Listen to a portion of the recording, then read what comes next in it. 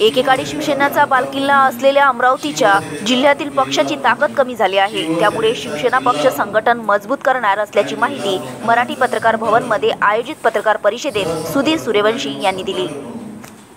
तर दुखवटा संपल्यानंतर नववर्षात निष्ठावान शिवसैनिकांना सोबत घेऊन जिल्ह्यात शिवसेनेची पुनर्बांधणी करणार आहोत। त्यामुळे जुने शिवसैनिक पुन्हा आक्रमक होऊन आंदोलन करतील। 80% समाजकारण व 20% राजकारण हा शिवसेनेचा उद्देश आहे।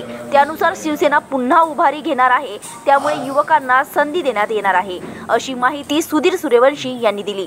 पत्रकार परिषदेला सुधीर सूर्यवंशी हा गजानन लवटे, प्रदीप बाजट, अंकुश कवाडकर उपस्थित होते।